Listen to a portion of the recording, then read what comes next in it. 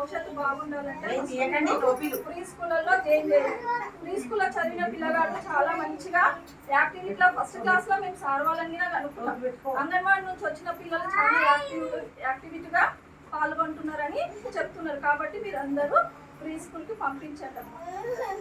Graduation day అంటే మనకు engineering doctors వాళ్ళకు పట్టా ఇచ్చేటప్పుడు గ్రాడ్యుయేషన్ డే చేస్తుంది.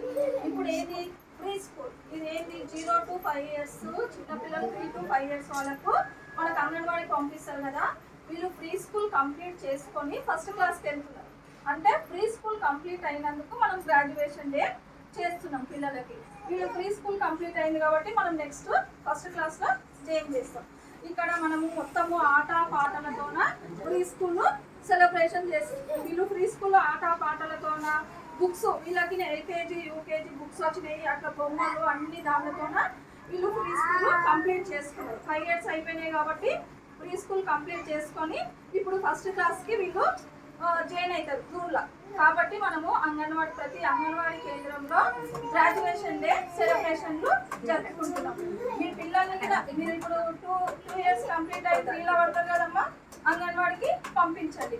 ఇక్కడ 2 years ఎల్కేజీ యూకేజీ, ఇక్కడ మొత్తము బుక్స్ ఇస్తాం మేము. యూకేజీకి ఎల్కేజీ బుక్స్ బొమ్మలు అవన్నీతో వీళ్ళు ప్రీ స్కూల్ నేర్పిస్తారు. ఈ ప్రీ స్కూల్ కంప్లీట్ అయినా కూడా మీరు ఫస్ట్ క్లాస్కి పంపించచ్చు. ఎందుకంటే పిల్లలు ఒత్తిడి లేకుండా ప్రీ స్కూల్ ఫ్రీగా చదవడానికే అంగన్వాడీ కేంద్రం.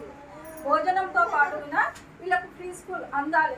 ఆట పాటలతో మనము ఒత్తిడి చేసి ఒకే గదిలో కూర్చోబెట్టి పట్టి నేర్పించకుండా ఆటలు పాటలు కథలు సృజనాత్మకత వీటి ద్వారా వీళ్ళకు విద్యను నేర్పిస్తారు. ఇట్లా నేర్పించడం వల్ల మన పిల్లలు ఫ్యూచర్లో చాలా బాగా డెవలప్ అవుతారు. ఇది మొత్తము వీళ్ళకి ఎప్పుడు అంటే 6th 7th ఇక్కడ నేర్పినవన్నీ పెట్టబడతాయి. ఎందుకంటే ఇప్పుడు వచ్చే ఎడ్యుకేషన్ ఎట్లా ఉంది, మొత్తము కాంపిటీషన్ ఎక్కువైంది. కాంపిటీషన్ ఎక్కువైనప్పుడు ఈ బట్టి పట్టడం వల్ల అందరితో వెళ్ళలేకపోతున్నారు. ఇట్లా ఆట పాటలతో ఫ్రీగా నేర్చుకున్న పిల్లలు రేపు సారోలు